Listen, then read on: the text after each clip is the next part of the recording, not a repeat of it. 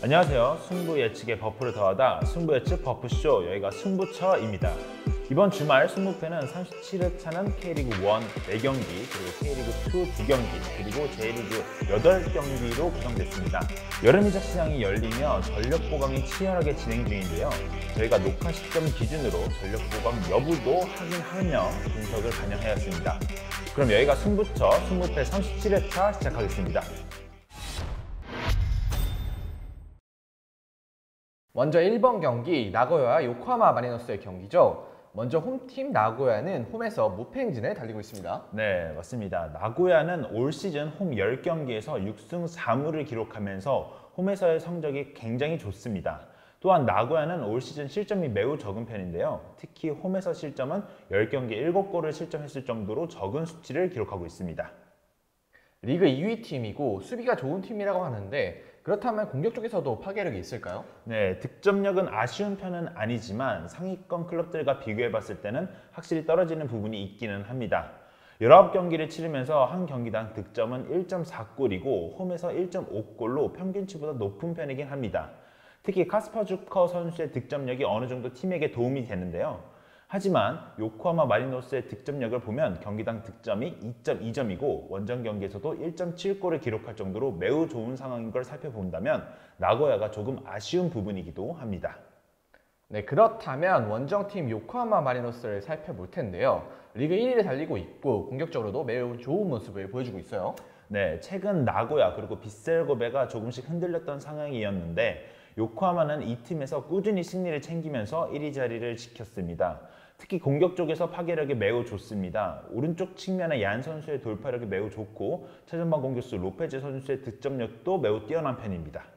그렇다면 수비 쪽에서의 모습은 어떤가요? 네, 수비 쪽에서는 아쉬운 모습을 보여주고 있는데요. 공을 많이 소유하고 있고 라인을 많이 올리다 보니 수비의 뒷공간의 불안감은 어느 정도 있는 것으로 보여집니다. 경기당 실점률이 1.1점대로 1위 팀 치고는 높은 편이고 클린시트도 19경기에서 5개만 기록했을 정도로 불안한 수비력을 가지고 있습니다. 하지만 이를 극복하는 긍정력도 무시할 수는 없겠죠. 그렇다면 경기 결과는 어떻게 예상하시나요? 네, 이번 경기는 굉장히 어려운 예상인데요. 저는 승패를 예상해 보겠습니다. 이번 경기가 어렵다 보여지는 이유는 두 팀의 플레이 스타일인데요. 나고야는 점유를 상대에게 내주고 플레이하는 것을 선호하고 요코하마는 자신들이 공을 점유하고 플레이하는 것을 선호합니다. 이러다 보니 두 팀이 원하는 그림으로 플레이를 할 것이고 이러다 보면 경기 결과는 쉽게 예측하기가 어렵습니다.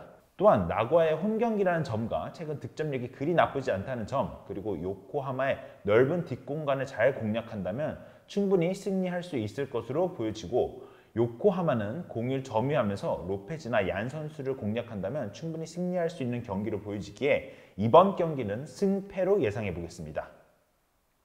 서로 장점을 발휘할 수 있는 경기인 만큼 승패가 갈릴 경기로 예상하셨네요. 이번 경기 포항과 울산의 동해안 더비 경기죠. 포항은 어느덧 2위 자리를 공고히 지키고 있어요. 네, 맞습니다. 지난 16라운드 광주 원정에서 충격의 2대4 대패를 당한 뒤 각성이라던 것처럼 3승 1무로 상승세를 유지하고 있습니다. 특히 제주에게 승리, 서울과 무승부를 거두며 2위싸움 경쟁자들과의 맞대결에서 우위를 가져가며 2위 자리를 지켜내고 있죠. 네, 잘 나가는 포항이지만 부상자도 꽤 많은 것 같습니다. 네, 현재 언론 보도를 통해 확인되는 부상자가 공격 진영의 정재희, 고영준, 백성동, 미드필더의 김종우, 신광훈, 측면 수비수 심상민 이렇게 되는데요. 희한하게도 대체 선수들이 제목 이상을 해주면서 포항은 잘 버텨내고 있습니다. 공격 옵션의 다양화를 통해서 이호재와 제카를 번갈아 기용하기도 하고 투도 최대를 운영하기도 하면서 부상 모백을 버텨내고 있죠. 그리고 세트피스 상황에서 그랜트의 높이도 뛰어납니다. 벌써 올 시즌 3골을 기록하고 있죠. 네, 그러면 원정팀 울산을 살펴보도록 하겠습니다. 울산의 인종차별 이슈가 있지만 리그에서는 다시 4연승을 기록 중이네요. 네, 지난주 FA컵에서 승부차기 끝에 제주에게 패하기는 했지만 주말엔 광주 원정에서 박용우의 결승 헤딩골로 1대0으로 승리하면서 역대 20경기 기준 최다 승점 타의 기록을 세웠죠. 광주의 수비적인 운영에 다소 고정했던 경기였지만 개인 기량을 앞세워 상대 좁은 지역에서 잘게 썰어나가며 공세를 펼쳤고 결국 코너킥 득점으로 승리했습니다. 네, 압도적인 선두 울산이지만 이번 경기는 쉽지 않을 것으로 예상이 됩니다. 네, 맞습니다. 광주와의 경기에서는 FA컵의 여파인지 선수들이 조금 몸놀림이 좀 무거워 보였죠. 더군다나 광주전 짧은 시간 출전하면서 이번 경기 선발 기대가 컸었던 마틴 아담이 경고 누적으로 나서지 못하죠. 더군다나 최근 4차례 동해안 더비에서 울산은 2무 2패로 포항에게 힘을 쓰지 못하고 있는 상황입니다. 아마 이번 경기도 포항의 거센 저항이 예상되고 울산으로서는 광주 원정보다 더욱 어려운 경기가 예상되는 그런 상황입니다. 네, 그렇다면 승부 예측은 어떻게 될까요? 네, 이번 경기는 포항의 무 또는 패를 예상하는데요. 분명 경기 내용적으로는 포항의 상대를 압박하며 측면을 파고들며 괴롭히려 할 경기입니다. 다만 울산은 올 시즌 단 2패밖에 기록하고 있지 않지만 승리를 거둔 많은 경기에서 항상 상대를 압도했던 것도 아닙니다. 때로는 경기 내용적으로는 상대에게 밀리고 위축되는 경기를 할지라도 박호와 이청용을 앞세운 노련한 개인 플레이로 승부를 결정짓는 데 탁월합니다. 이번 경기도 그런 울산이 승리 DNA가 발동되면서 이겨낼 가능성이 크죠. 다만 포항의 저력도 만만치 않은 만큼 이번 경기는 무승부 가능성도 커 보이는 경기네요. 네, 포항이 몰아치지만 울산의 승리 DNA로 결과를 뒤바뀔 경기, 포항의 무패를 예상하셨네요. 3번 경기 K리그2 천안과 서울 이랜드의 경기죠. 천안이 17경기를 치른 시점인데 아직까지도 승리가 없죠. 네, 안타깝게 또 천안은 2무 15패, 12득점, 41실점으로 처참한 성적을 보여주고 있습니다. 지난 19라운드는 휴식을 취하며 재정비할 수 있었는데 앞선 18라운드 김천과의 경기에서는 수비 라인이 제목을 못해주면서 1대4 대패를 당했습니다. 융호를 앞세운 공격 합은 서서히 잘 풀리는데 뒷공간 불안은 개선의 여지가 보이지 않는 답답한 상황이죠. 최근 노련한 선수들을 많이 영입을 했던데요. 네, 측면 공격수 정석하와 그리고 수비형 미드필더 신영민 선수를 영입했는데요.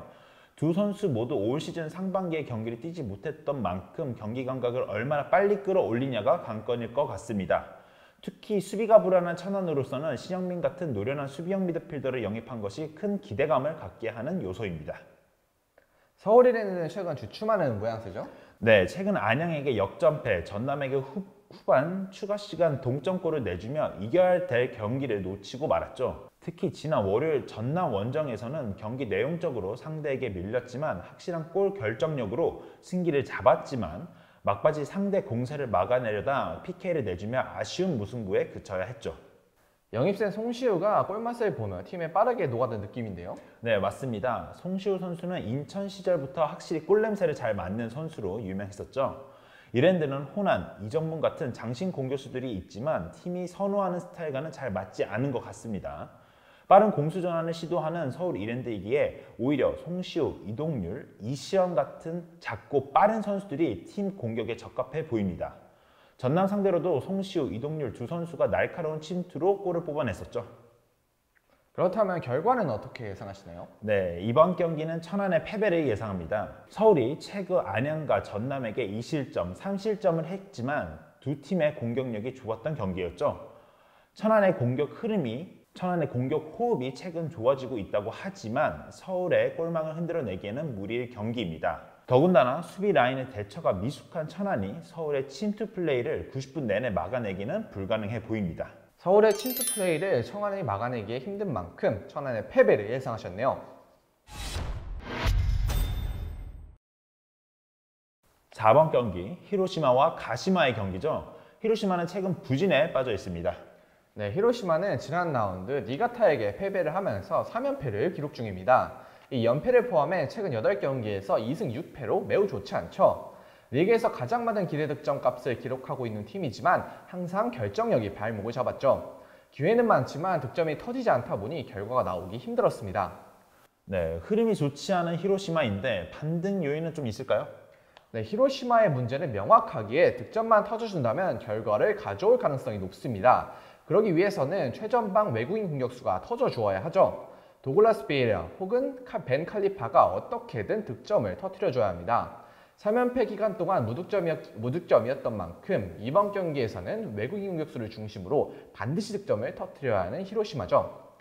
반면 가시마는 최근 꾸준히 승점을 쌓고 있습니다.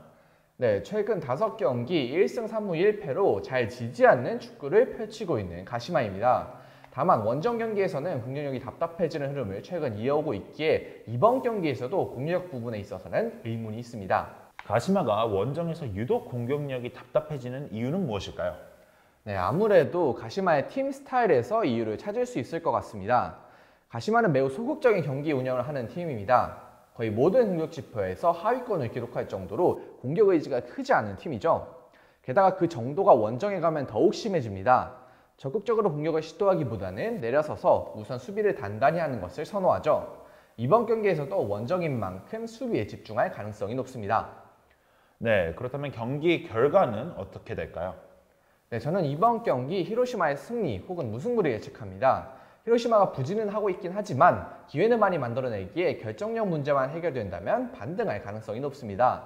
또한 가시마가 워낙 원정에서는 소극적으로 경기에 나서기 때문에 쉽게 승리하는 그림은 그려지지 않죠. 다만 히로시마가 결정력에 현재 문제가 있고 가시마는 공격 의지가 크지 않기 때문에 무승부 가능성도 있는 경기입니다. 원정에서 소극적인 가시마인 만큼 히로시마의 승무를 예상하셨네요. 5번 경기 우라와 FC 도쿄의 경기죠. 먼저 우라와 레즈는 최근 2연승을 달리고 있어요. 네, 맞습니다. 직전 사간도스 경기도 승리를 챙기면서 2연승을 거두고 있습니다. 하지만 경기를 봤을 때 어느 정도 운이 따르는 경기였다고 저는 보고 싶은데요. 특히 두 번째 골 장면에서는 사간도스 선수들이 어느 정도 정신을 차리고 있었다면 충분히 막아낼 수 있는 것으로 보여졌던 골이었습니다. 또한 XG값 그리고 전체적인 경기력도 우라가 더 좋았다고 보기는 어려운 경기였습니다. 앞서 치렀던 쇼난 경기에서는 또 대승을 거뒀거든요. 그렇다면 직전 경기에서만 조금 아쉬웠던 걸까요? 네, 저는 그렇다고 보고 싶습니다. 우선 우라레즈가 4위를 기록하고 있고 확실한 스코어러가 있는 것은 아니지만 많은 선수들이 득점에 힘을 실어주면서 경기당 득점력도 굉장히 좋은 편이고 리그 내에서 두 번째로 실점이 적은 편이면서 안정감 있는 수비력도 보여주고 있습니다. 우라와는 공수 양면으로 괜찮은 모습을 보여주고 있네요. 그렇다면 원정팀인 FC 도쿄도 살펴보겠습니다. FC 도쿄도 최근 분위기는 좋죠? 네, 도쿄도 2연승을 거두고 있는데요. 특히 나고야를 이긴 경기가 도쿄 입장에서는 매우 좋은 성과라고 볼 수 있습니다. 또한 최전방 공격수 올리베라 선수가 2경기 연속 득점에 성공하면서 좋은 상승세를 가져가고 있다는 점도 긍정적인 부분입니다. 좋은 흐름을 이어가고 있는 도쿄인데 그렇다면 불안한 점은 따로 없을까요? 아무래도 수비의 불안감은 어느 정도 있는 편입니다. 지난 2경기에서 클린시티를 기록하기는 했지만 직전 17경기에서 클린시티는 단 2개만 기록했을 정도로 매 경기에서 실점을 하는 모습을 보여줬습니다. 그나마 다행인 점은 들쭉날쭉한 기량을 보였던 센터백 기모토 선수를 제외하고 최근에 엘리케 선수를 투입하면서 안정감을 챙기고 있습니다. 그렇다면 경기 결과는 어떻게 예상하시나요? 네, 이번 경기는 우라레즈의 승리를 예상합니다. 도쿄가 최근 폼이 좋고 올리베라의 폼이 좋다고는 하지만 우라의 수비진의 활약이 매우 좋기 때문에 크게 무리가 되지 않을 것으로 보여집니다. 또한 한 선수를 마크해야 되는 것이 아닌 많은 선수들의 득점력이 있는 우라이기 때문에 도쿄의 약한 수비력을 공략할 수 있을 것으로 보여집니다. 수비력이 견고한 우라와인 만큼 홈 승리를 예상하셨네요. 6번 경기 가시와와 쇼난의 경기입니다. 가시와는 17위에 처져 있어요. 네, 지난 라운드 도쿄에게 패하면서 반등에 실패했습니다. 그래도 상대의 공격을 어느 정도 잘 틀어막는 모습은 보여주며 2경기 연속 괜찮은 수비력을 선보였다는 점은 긍정적입니다. 네, 가시와는 결정자 변수가 좀 있네요. 네, 주전 중앙 미드필더 카타미네 토모키가 징계로 결정합니다. 대본의 경기를 선발로 출장했던 선수기에 전력 약화는 불가피하죠. 4-4-2 포메이션을 활용하면서 중앙 미드필더에게 많은 부분을 의지하는 가시와이기 때문에 큰 변수가 될 것으로 보입니다. 네, 그럼 원정팀 쇼나는 역시 4연패로 매우 좋지 못합니다. 네, 지난 라운드 요코하마 마리너스에게 1대4 대패를 당하면서 최하위에 처져 있는 쇼난입니다. 게다가 연패 기간 동안 15실점이나 하면서 수비가 첫점이 무너지고 있다는 점이 가장 치명적이죠. 네, 쇼난 역시 결정자 변수가 있는 것 같아요. 네, 우측 주전 윙백 이시아라가 징계로 출전하지 못하고 백업 선수인 오카모토 타쿠야는 부상으로 출전이 불투명합니다. 오른쪽 윙백 자리에 큰 구멍이 생긴 것이죠. 오카모토까지 출전하지 못한다면 어떤 선수가 나설지도 불확실한 순환입니다. 이것이 큰 악재가 될 가능성이 높죠. 네, 그렇다면 경기 결과는 어떻게 예상하시나요? 네, 저는 이번 경기 가시와의 승리를 예측합니다. 두 팀 모두 부진은 하고 있지만 쇼넨의 수비가 너무나도 크게 무너져 있습니다. 게다가 우측 윙백 자리에 출전한 선수가 마땅치 않은 것도 큰 악재죠. 가시와 역시 결장 변수가 있기는 하지만 다른 선수로 대체가 가능합니다. 게다가 최근에 요코하마, 삿포로를 상대로 좋은 경기를 펼쳤던 가시와인 만큼 경기력에서는 앞서기 때문에 우세할 경기를 예측합니다. 네, 수비 라인이 무너진 쇼난 가시와의 승리를 예상하셨네요. 7번 경기 가와사키와 요코하마 FC의 경기죠. 가와사키는 직전 경기 나고야한테 패배를 기록하고 말았습니다. 네, 가와사키는 나고야 원정 경기에서 0대2 패배를 기록했습니다. 두 팀의 플레이 스타일은 굉장히 상반된 모습인데요. 가와사키는 리그에서 점유를 가장 중시하는 팀이고 나고야는 역습을 중시하는 팀인데 나고야의 전력이 워낙 좋다 보니 가와사키 선수들이 수비하는데 어려움을 겪었던 경기였습니다. 그렇다면 리그에서 가장 점유를 중시한다고 말씀을 해주셨는데 플레이 스타일이 천천히 만들어 나가는 것을 좋아하는 팀이겠네요. 네, 맞습니다. 우선 짧은 패스를 통한 빌드업을 굉장히 중시하고 특유의 일본 스타일이 많이 묻어있는 팀입니다. 직전 나고야전에서도 패스의 개수가 거의 700개 가까이 되고 완벽한 공격 찬스를 만드는 것을 선호하는 모습을 보여줍니다. 이러다 보니 경기당 유효 슈팅 개수가 타 팀에 비해 떨어지고 답답한 경기력을 보여줄 때도 많습니다. 높은 점유율과 답답한 공격력이 눈에 띄는군요. 그렇다면 원정팀 요코하마 FC를 살펴보겠습니다. 요코하마는 간바 오사카와 비겼네요. 네, 꽤 중요한 경기에서 무승부를 거두고 말았는데요. 최근 잘 나가고 있던 오사카를 상대로 꽤 몰아붙이는 경기를 했지만 결정적인 찬스를 살리지 못하면서 득점 없이 무승부 경기로 끝났습니다. 중요한 경기에서 무승부를 거뒀는데 요코하마는 무엇이 문제일까요? 아무래도 득점력에 있어서 매우 떨어지는 모습을 보여주고 있습니다. 특히 이번 시즌 리그에서 가장 저조한 득점력을 보여주고 있고 실점도 경기당 1.9골이라는 최악의 기록도 보여주고 있습니다. 전체적으로 역습을 통한 득점을 만들어내고 싶어 하지만 이런 전술이 잘 구사되지 않고 있고 이러다 보니 공격의 답답함도 느껴지고 있는 요코하마입니다. 답답함이 느껴지는 요코하마인데 그렇다면 경기 결과는 어떻게 예상하시나요? 네, 이번 경기는 가와사키의 승리를 예상합니다. 요코하마는 공수 양면으로 부족한 모습을 보여주고 있습니다. 물론 직전 경기에서 몰아붙이는 모습을 보여주기는 했다만 선수단의 퀄리티와 답답한 공격력을 생각해 본다면 이번 경기에서 주도권을 가지고 플레이를 하는 가와사키가 역습을 맞이해야 되는 상황에서도 크게 위협적으로 느껴지지 않을 가능성이 높아 보입니다. 선수단 퀄리티에서 앞선 가와사키의 승리를 예상하셨네요. 8번 경기 간바 오사카와 교토 상가의 경기죠. 간바는 최근 흐름이 너무 좋죠.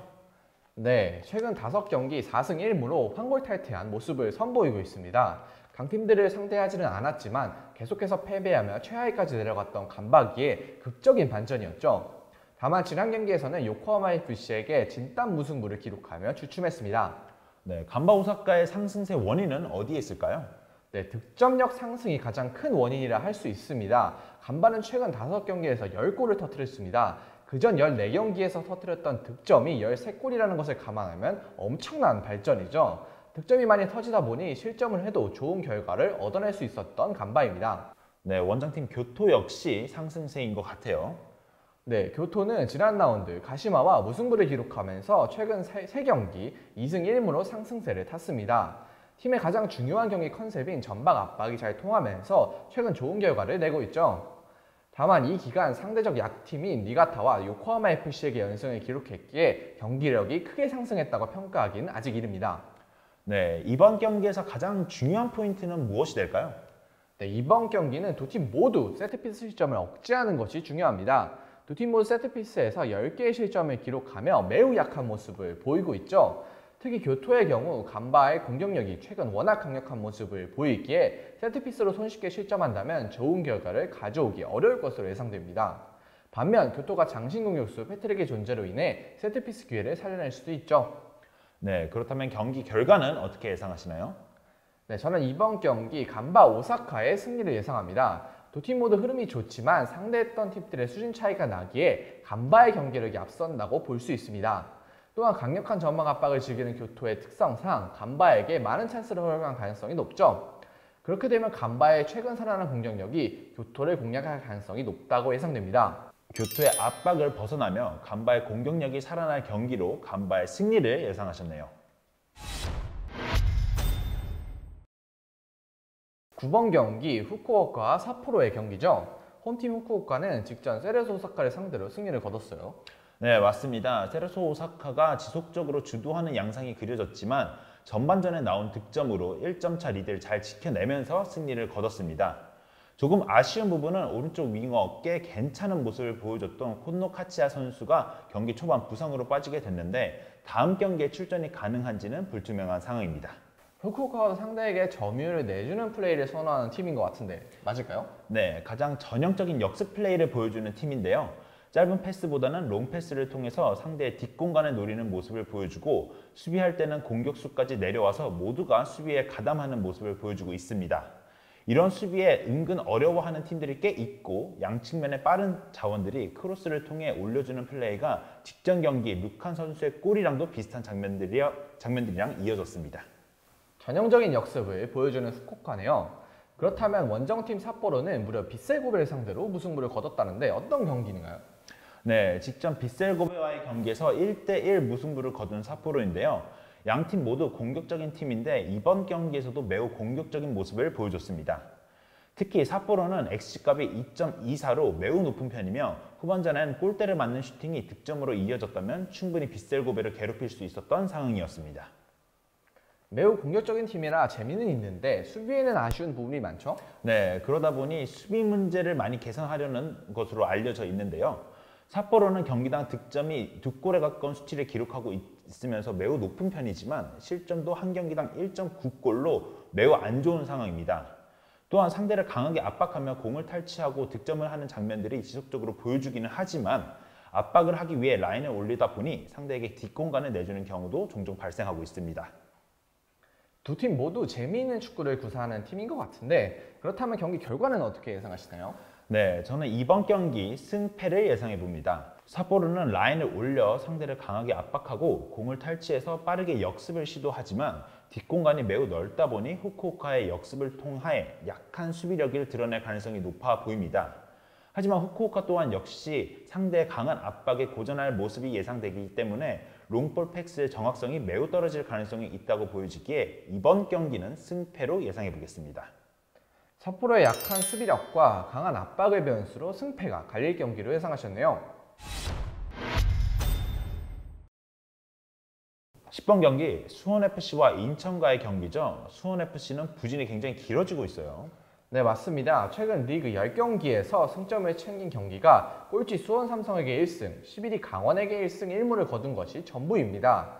수원 삼성과 강원의 부진이 너무 심각하기에 덜 부각되고는 있지만 수원FC의 상황도 굉장히 안 좋습니다. 특히 20경기에서 47점이나 되는 수비 라인의 허술함은 쉽사리 개선되지 않고 있죠. 지난 라운드 포항 원정에서도 패했죠. 네, 포항에게 힘도 써보지 못하면서 1대3으로 완패했던 경기였죠. 백포 체제로 나섰지만 상대 측면 공격을 억제하지 못하면서 풀백들의 공격 가담도 없었고 오히려 상대 장신 공격수와 풀백이 매칭되면서 헤딩 실점을 하는 그림도 나왔었죠.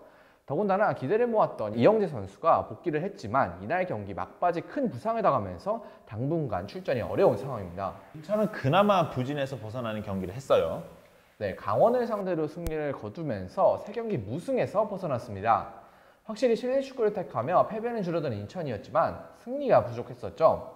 최전방 원톱 천성훈도 복귀하며 공격적 궤도 매끄러워졌고 미드필더들이 높은 활동량을 바탕으로 적극적인 수비와 빠른 공격 가담도 보여줬죠. 인천으로서는 속공 찬스에서 마무리만 잘 지었다면 1대0이 아닌 더 많은 골을 기록할 수도 있던 경기였습니다. 수비가 확실히 안정된 모습이었던데요. 네, 중앙 수비수 3명 이외에도 미드필더와 윙포워드들까지 굉장히 적극적으로 수비에 가담하는 모습입니다. 수비적으로 내려섰다가도 볼을 탈취하면 많은 숫자가 공격에 적극적으로 가담하면서 수적 우위를 가져가고 있죠. 인천 조선환 감독이 본인의 스타일을 추구하고자 하는 스타일을 버리고 생존을 위한 실리 축구를 택하면서 확실히 수비가 안정되면서 속공도 매서워진 인천입니다.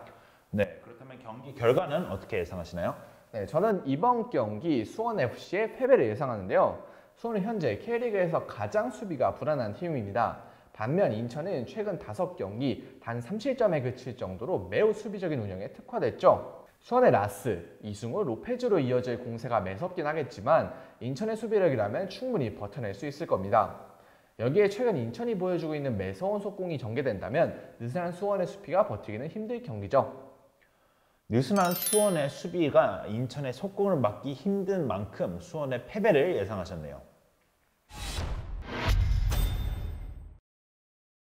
11번 경기 사간도스와 세레소 오사카의 경기죠.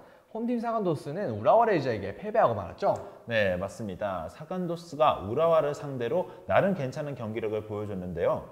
프리킥 상황에서 골키퍼의 안일한 판단만 아니었다면 무승부 이상 기록할 수 있는 경기로 판단됩니다. 그리고 직전 경기 전까지 7경기에서 리그 무패 행진을 달리고 있었고 끈끈한 스타일의 축구를 보여주면서 좋은 결과를 만들어내기도 합니다. 끈끈한 스타일이라고 하셨는데 그 스타일이 좀 어떤 스타일인가요? 우선 점유를 가져가는 것을 선호하는 모습이며 롱패스보다 짧은 패스를 통한 득점을 매우 선호하는 편입니다. 또한 선수들의 간격이나 라인이 굉장히 촘촘한 편이고 저중력도 나름 괜찮은 팀이라 상대팀들이 이를 공략하기는 어려운 팀 중 하나로 보여집니다. 또한 득점력도 나쁘지 않습니다. 공격 찬스를 만드는 횟수는 적으나 기회가 왔을 때 놓치지 않고 득점을 하는 경우도 굉장히 높습니다. 그렇다면 원정팀 오사카를 만나보겠습니다. 오사카는 후쿠오카에게 이겨를 맞았어요. 네, 맞습니다. 직전 경기에서 후쿠오카에게 한 방을 맞으면서 패배하고 말았습니다. 특히 더 아쉬운 부분은 득점할 찬스가 매우 많았음에도 불구하고 득점에 성공하지 못했다는 점이 아쉽습니다. 직전 경기에서 득점 찬스가 3개 이상 나왔는데 모두 득점을 성공하지 못하면서 패배하고 말았습니다. 이런 아쉬운 득점력을 어떻게 하면 해결할 수 있을까요? 우선 최전방에 뛰고 있는 레오 선수의 활약이 매우 중요할 것으로 보여집니다. 요 근래 득점에 있어서 조금 아쉬운 모습을 보여주고 있고 상대적 약팀들을 상대로 득점을 한다는 비판도 있긴 합니다. 그래도 오사카가 공격 찬스를 만드는 과정은 매우 좋은 편이기에 레오의 활약이 조금 살아난다면 충분히 득점력도 해결할 수 있지 않을까 싶습니다. 네, 그렇다면 경기 결과는 어떻게 예상하시나요? 네, 이번 경기는 사간도스의 패배를 예상합니다. 사실은 사간도스의 스타일이 꽤 괜찮다고 생각하는 편이고 오사카가 직전 경기에서 아쉬운 득점력을 보여줬다는 점에서 다른 결과를 예상하긴 했으나 오사카의 전력이 더 좋다고 판단되고 특히 공격 작업을 만드는 과정은 리그에서 탑으로 보여지기 때문에 충분히 이번 경기에서도 오사카가 승기를 잡을 수 있을 것으로 보여집니다. 공격 작업이 뛰어난 세레소인 만큼 사간도스의 패배를 예상하셨네요. 12번 경기 전북과 서울의 경기죠. 전북은 페트레스쿠 감독 영입 후 FA컵과 리그에서 연달아 승리를 챙겼어요. 네, FA컵에서 광주를 상대로 승리를 거뒀고 리그에서는 제주에게 2대0 승리를 거뒀습니다. 사실 FA컵 광주전은 상대가 풀 로테이션을 돌린 경기였던 만큼 의미부여가 힘든 경기였죠. 다만 제주와의 경기에서는 승리를 거두기는 했지만 아직 시간이 더 필요해 보이는 모습이었습니다. 전체적인 경기 내용에서 제주에게 밀렸고 제주의 공세를 막기 위해 수비 지역에서 고생했던 경기였죠. 상대 자책골과 문선민의 원맨쇼가 없었다면 힘들었을 경기였습니다. 아무래도 새로운 감독의 색이 묻어나려면 시간은 더 필요하겠죠. 네, 현재 체코 국가대표 출신 2m 장신 수비수 페트라차를 영입했고 미드필더 나나 보아탱 선수 영입도 임박한 것으로 보여집니다. 기존 선수들에게 감독이 선호하는 스타일을 입히기 위해서는 시간이 필요하겠죠. 다만 전북의 스쿼드가 워낙 뛰어나고 수준급의 선수들이 배치된 만큼 빠른 시간 안에 새로운 스타일이 자리 잡을 수 있을 것으로 보여집니다. 네, 서울은 대전을 상대로 일방적인 경기를 펼치고도 0대0 무승부를 거쳤어요. 네, 서울은 황의조 선수가 계약 만료로 팀을 떠나면서 공격력에 대한 걱정거리가 있었는데 역시나 골 결정력에서 아쉬움을 나타내면서 무승부에 그쳤습니다. 물론 대전 이창근 골키퍼의 슈퍼세이브가 많이 나오기는 했지만 서울로서는 최전방 원톱에 대한 고민과 나성호의 부진 탈출이 가장 시급한 상황이죠. 최근 7경기에서 5득점에 그치면서 득점력이 크게 떨어져 있습니다. 득점 부분만 제외하고 경기 내용적으로는 굉장히 수준 높은 축구를 구사하는 서울이죠. 네, 맞습니다. 수비 라인에서부터 빌드업 하면서 중원을 거치고 패스 위주로 상대를 몰아가는 잘 갖춰진 축구를 구사하고 있습니다. 수비 라인도 안정감이 있고 모든 부분에서 높은 점수를 줄 수 있겠지만 골 결정력이 유일한 흠인 상황이죠. 네, 그렇다면 이번 경기 결과는 어떻게 예상하시나요? 네, 저는 이번 경기 전북의 승리를 예상하는데요. 경기 내용적인 측면은 확실히 서울이 앞설 것입니다. 다만 두 팀의 가장 큰 차이점인 골 결정력, 이 부분에서 전북이 앞서 있죠.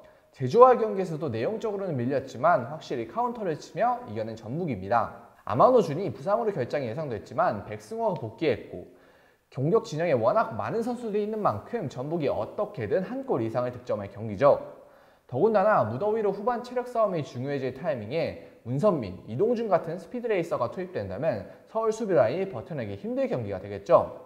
녹화 시점 기준으로 조규성 선수의 덴마크, 미트윌단 이적 루머가 나왔는데요. 만약 이적이 선서되어 이번 경기 조규성 선수가 출전이 하지 못한다고 해도 구스타보라는 대체 자원이 있는 만큼 전북의 공격력에 큰 영향을 끼치진 않을 것으로 판단됩니다. 공격진의 결정력이 앞선 전북의 승리를 예상하셨네요.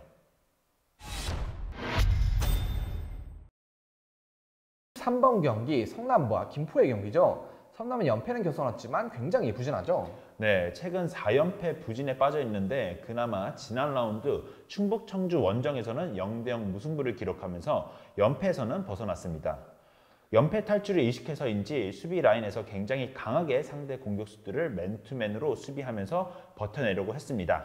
다만 미드필더진에서 수비적인 운영이 부족했는데요. 박스 안까지 상대 공격 전개를 너무 쉽게 허용했습니다. 수비는 그래도 어느 정도 잡힌 것 같은데 문제는 공격의 답답함인 것 같던데요. 네, 성남은 18경기에서 단 22득점에 그치고 있는데요. 최근 5경기에서는 단 2득점에 그치고 있습니다. 공격의 활로를 뚫어줄 박상희 선수가 부상에서 복귀한 만큼 앞으로 조금 나아질 것으로 기대가 되지만 최전방 공격수들의 박스 안에서의 파괴력을 보여주지 못하고 있는 만큼 쉽지 않아 보입니다.